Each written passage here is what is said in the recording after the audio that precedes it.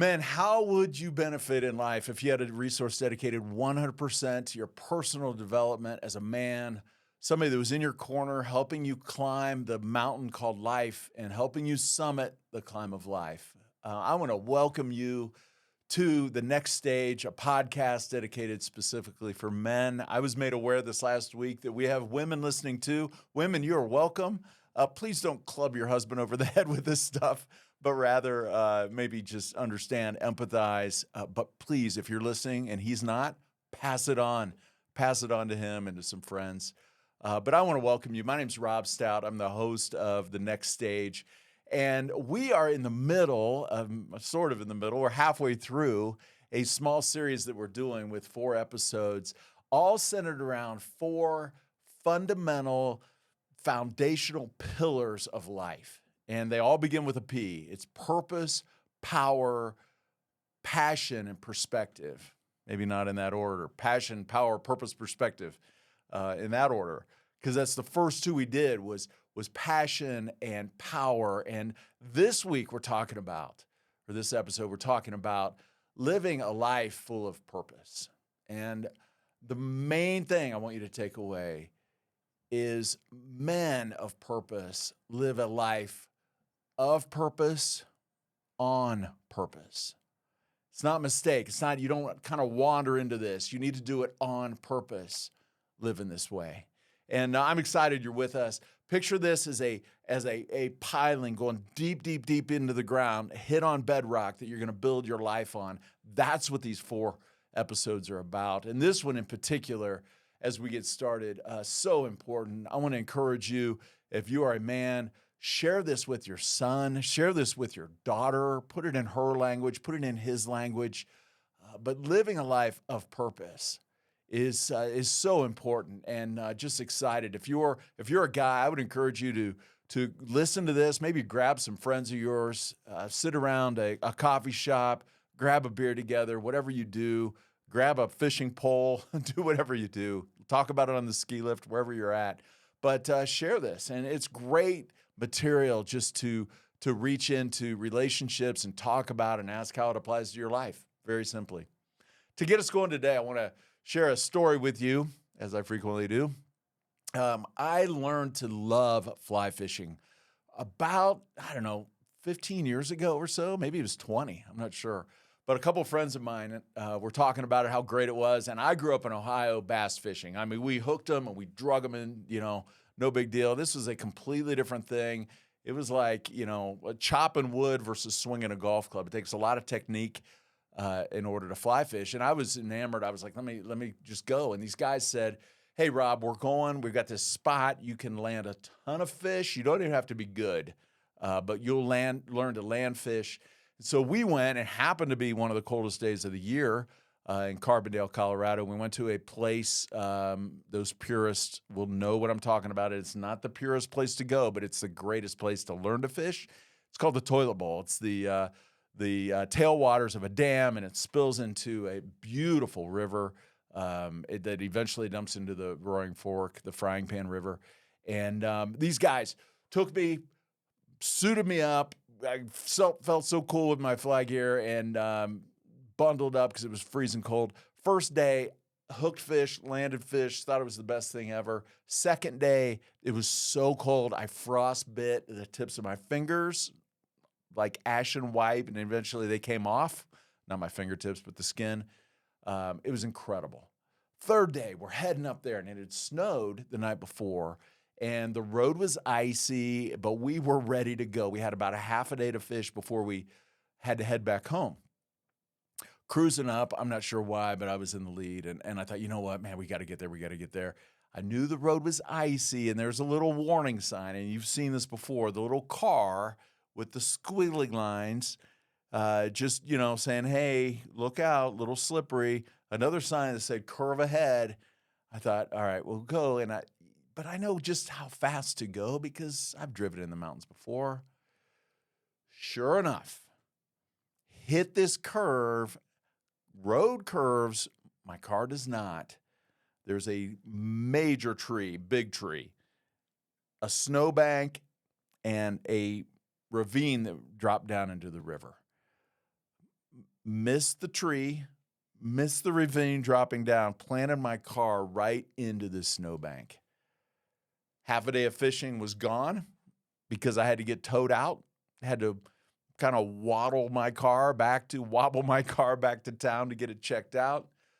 My buddies went on to fish because, just like there's no friends on a powder day, there's very few friends on a fishing day when you do that. I had to fix my car, missed the last day of fishing. And I share that story with you because of this. I blew through some warning signs. Blew through them and just thought, you know what? No problem. I got this. I'm Rob Stout. No problem. A little cocky. It's my third day fly fishing. I'm good at life. Put my car into a snowdrift, had to get towed out. And I wonder for you, how many warning signs you are currently blowing through in your life? You see the sign, you think, I'm okay. You don't say I'm Rob Stout because I am, but you're like, hey, I'm Bob, I'm Mike, I'm Chris, I'm whoever. No problem. I got this figured out. You blow through the warning sign. Maybe you have put your life into a tree. Maybe you have put your life into the river. Maybe you just need to get towed out. Maybe you've completely wrecked your life. Man, I want to talk to you today about the subject of purpose, living a life of purpose on purpose. And so leaning into this conversation, I want to invite you into this and invite you just to raise your awareness as if I'm standing on the side of the road with a sign going, live life on purpose. Live life for purpose. In fact, do it for purpose, on purpose. You get the point. When we talk about purpose, we're talking about a very valuable part of who you are.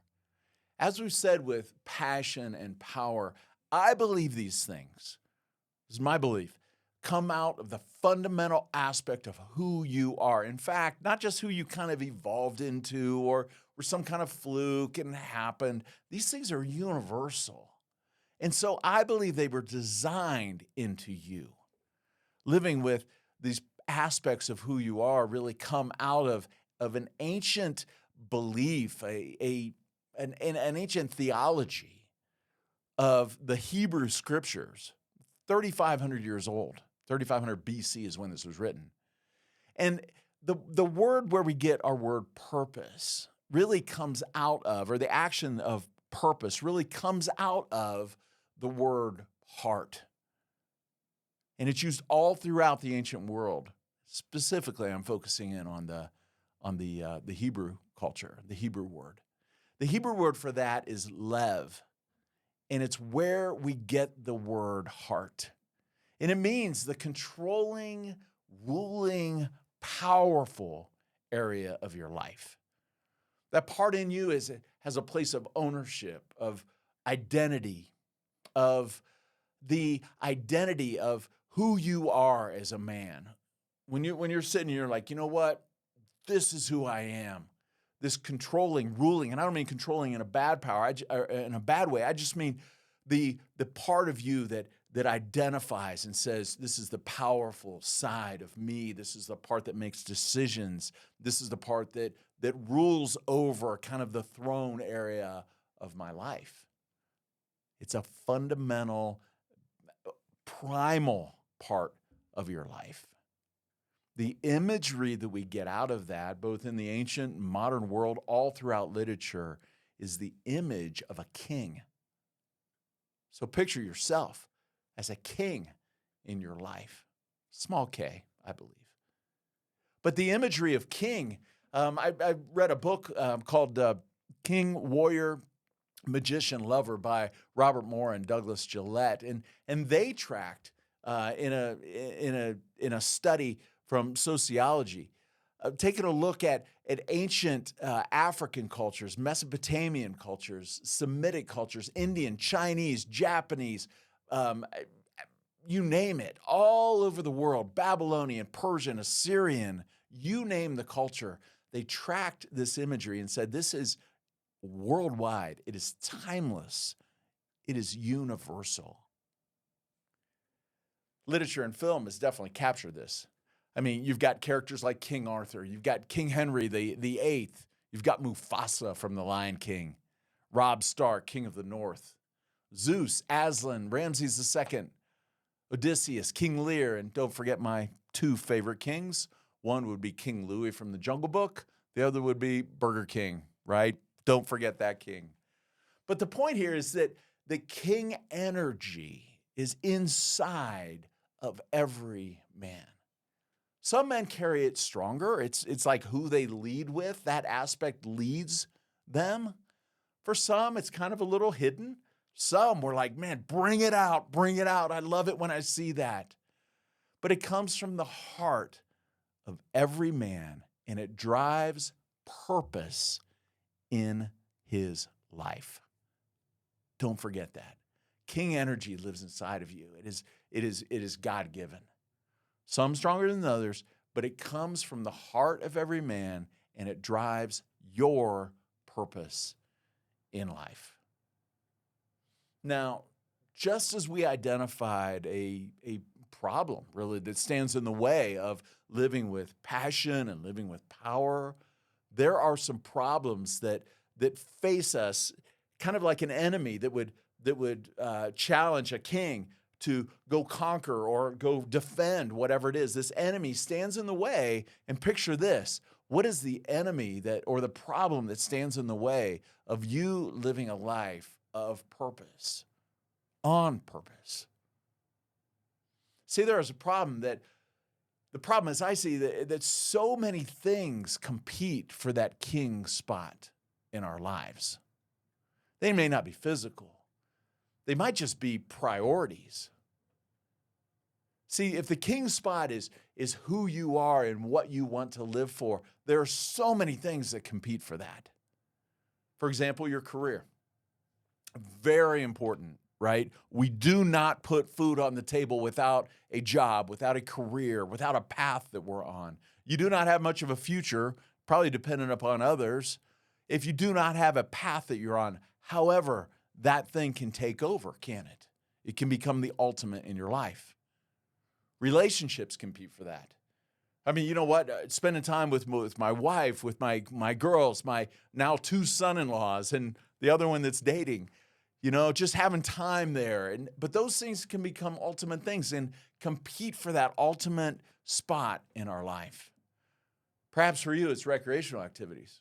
I mean, there's nothing wrong with golf, skiing, boating, mountain climbing, woodworking, playing guitar, tap dancing, being a mime, being a contortionist, whatever you are, there's nothing wrong with those things. But when they compete and drive out your ability to really make decisions for yourself, that's a problem. All of those things compete for the time in your life. And I know that as you were younger, same thing with me. As I was younger, I thought I had all the time in the world. Throughout my being a kid, like days lasted for forever. The summer solstice, and I didn't even know that's what it was called at the time. When the sun's out till 9:30, you were out till 10, 11 o'clock at night just playing, being a kid. Your 20s hit and you're just kind of going for it. 30s, you're in the middle of that, maybe family life or whatever. For me, sometime around my late 40s, and I think it was turning 50, it hit me. I do not have all the time in the world. Some of you men act like you're going to live to be 500 or 600 years old. You act like you're dealing with vampire years here. You are not. And so if there's a warning sign, kind of like I passed that morning when I was driving up that mountain road, if there's a warning sign that I want to raise today in your life, in this episode, it's this: be wise with your time. Be wise with your time. Write that down. Be wise with my time. Stick that as a Post-it note on the mirror that you wake up and take a look at every day. It doesn't mean you need to live in worry, but it does mean we need to be wise in order to live for purpose, on purpose. Do you see what's at stake here? I mean, we could either wander through life aimlessly or just kind of going at things and whatever comes, that's fine. And I realize my personality is driven much more intense, right? My wife said when talking about the guy that my daughter needed to marry, she's like, it'd be nice if she married somebody like you, just not as intense. It's like priceless. But here's the thing, we can just kind of wander through life and let life happen to us and end up living lives, as Thoreau said, lives of quiet desperation. Or pursuing, as King Solomon said, things that are fleeting and just kind of chasing after the wind. Just kind of letting life come after us or going after things that really aren't of substance. Instead, men, we can live, and my encouragement today is for you to stick a stake in the ground and say, living a life of purpose, on purpose, is what I want to do. Because here's the thing, you don't have centuries to figure this out. You may not even have decades to figure it out. The encouragement I want to throw in front of you today is to not just chase after pop culture or things or material things or whatever, but to live a life of purpose, on purpose. I get it. I get it. As I've told you in the past, I just kind of was wandering through a period of my life, taking cultural cues, thinking, man, I need to chase after my career. I need to chase after things. I need to chase after a nice truck, a nice house. I need to chase after whatever. And somewhere a few years ago, it hit me straight between the eyes. You don't have that long. So live a life of purpose, on purpose. How do you do that? That's what we're talking about. And I want to be able to give you in this episode some very practical things that you can just hang on to, just go, that's what it looks like, right? Here's the plan. Men of purpose pursue. There's a pursuit about their life. What do they pursue? They pursue lives of significance with a focus. Instead of pursuing after money for selfish gain, they pursue after something to be able to shape the world for good. Money becomes a tool for them. Instead of chasing after career, they chase after influence. Instead of chasing after pleasure, they pursue meaning. Instead of chasing after pop culture, they pursue ancient paths of wisdom. Author Dallas Willard said this, and I love it. I've memorized it. I frequently think about it and meditate on it. He said, when a good thing becomes an ultimate thing, ultimately that good thing becomes destructive. When a good thing becomes an ultimate thing, ultimately that good thing becomes destructive. Time, recreational time, a good thing. If it becomes an ultimate thing, it's going to become destructive. Your career, a really good thing. If it becomes your ultimate thing, it's going to become destructive. Relationships, if a girlfriend, if a wife, which is a very good thing, becomes an ultimate thing, ultimately it's going to become destructive. You see? And so, like driving down a mountain road, picture signs coming in front of you that say pursue growth and development. Pursue meaning. Pursue generosity. Pursue commitment. And you're not going to hear these things in pop culture, are you? Pursue sacrifice. Pursue laying your life down for somebody else. Pursue discipline. Pursue hard work. Pursue self-control. Pursue love, joy, peace, and patience. These are not messages that pop culture anywhere is going to send you. In fact, they're going to send you just the opposite, right? Pursuit is what a man of purpose does. He pursues things of significance, and he focuses on those things. Men of purpose produce. Make no mistake about it. They live fruitful lives. A man of purpose understands that he is put here on planet Earth, not just to kind of go about life randomly, but instead to go for it, to produce. He is not afraid of success, nor is he allured by it. A man of purpose is not afraid of his own success. I had a man talk to me one time. He said, "Rob, you are afraid of your own power." I was like, "What?" He was exactly right. I was afraid of my power. I was afraid of success in my life. Why? Because if I stepped out there, I couldn't make any more excuses. But men who are pursuing this are not afraid to produce in their lives. And it starts, men, with taking responsibility.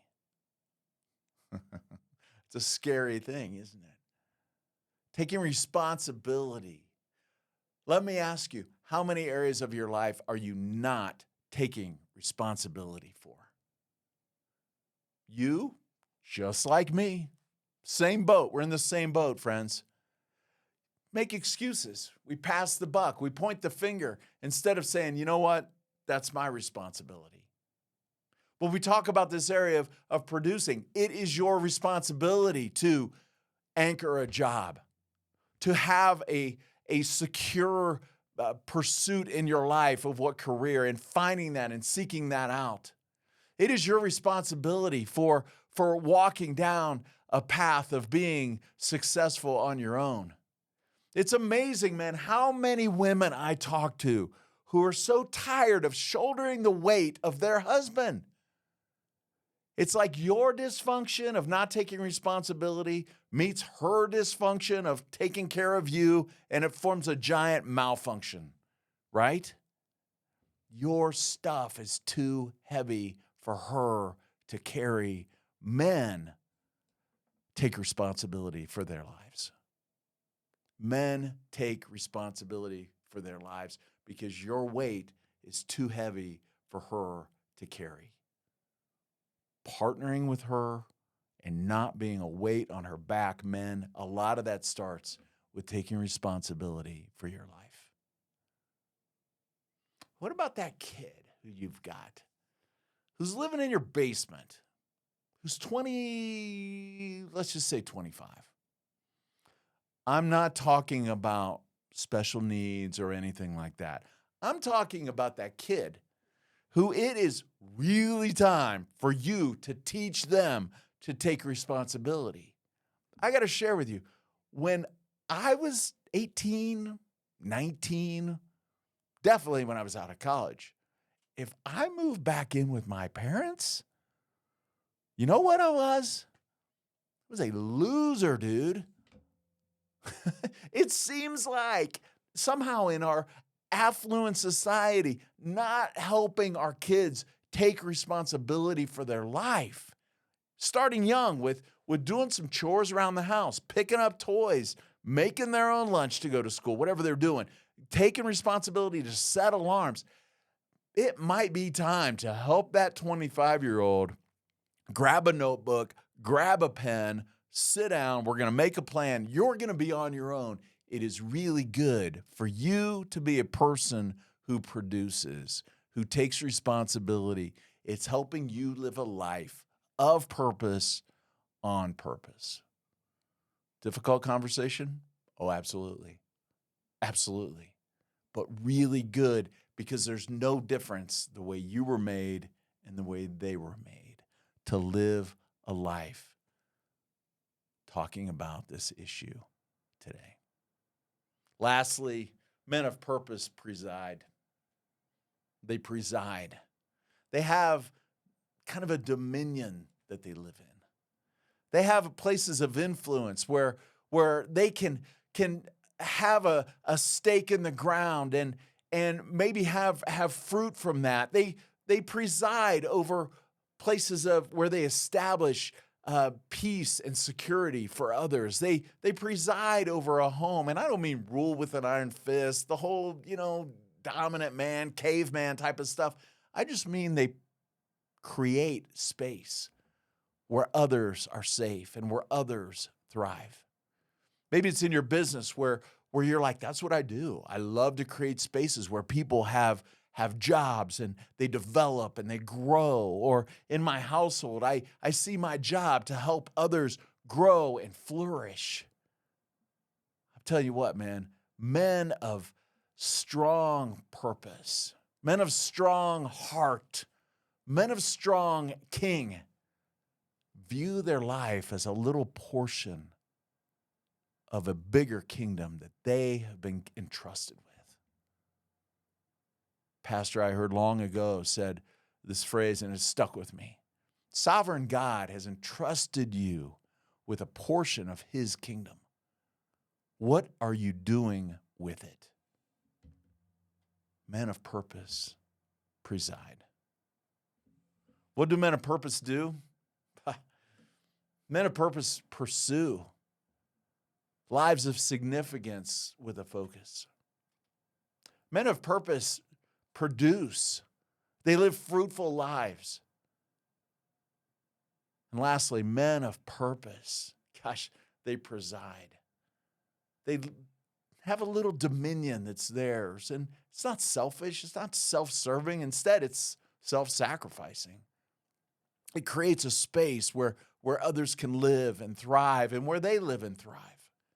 That's what men of purpose do. Now, let me ask you this. Can you imagine a world where men, healthy men, didn't rule with an iron fist? No. But they were not passive either.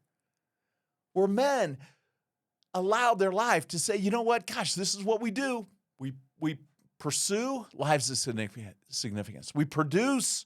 We live fruitful lives, and we preside. We establish places of peace and prosperity.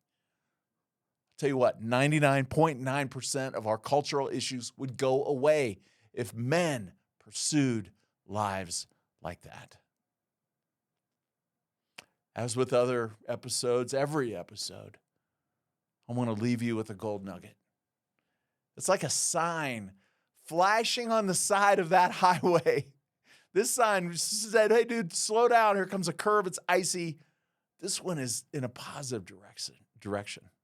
It was written thousands of years ago by a man named Moses, who was leading a nation of Israel, an ancient Hebrew culture. And he said this, at the end of Psalm chapter 90, you can look it up. Teach us to number our days, that we may be able to present a heart of wisdom.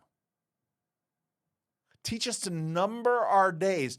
Let's just not just go at life just kind of randomly, but to number them, to capture them, to make them count so that we might present, there's that word heart, a king space of wisdom.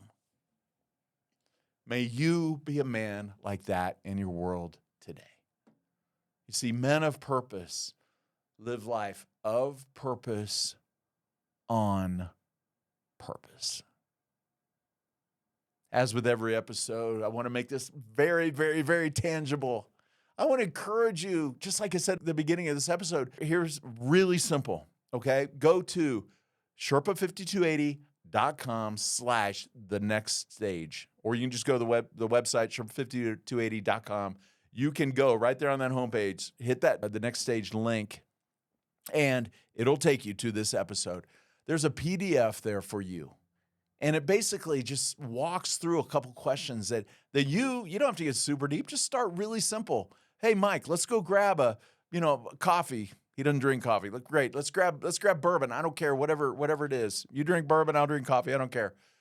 Let's just talk about this stuff. This guy's onto something really good that's hooking my life, and I want to lean into it. Can we just talk about it? Get some friends. It doesn't have to be super, super deep. It's just a starting point. But go to the website, download this PDF, and it will ask you to just some questions to help you reflect on today's episode. Men, thank you so much for joining me. I love this. This is the highlight of my week, to get to jump on here and just process some things with you and hopefully be a Sherpa in your life. What is that? That's the guy who walks alongside of a mountain climber. And he's walking up the peak, and he's probably the guy that takes the picture. He's not even the hero of the story. He just walks along with them. I'm so glad you've joined us for the next stage, and excited. Have you just share this with a friend. Join us for our next episode as we hit the last of these 4 Ps: passion, power, purpose. Next week is perspective. Next episode. Invite you to join us for our next episode. And men, I want to encourage you, go be awesome in your world today. We'll see you on our next episode of The Next Stage.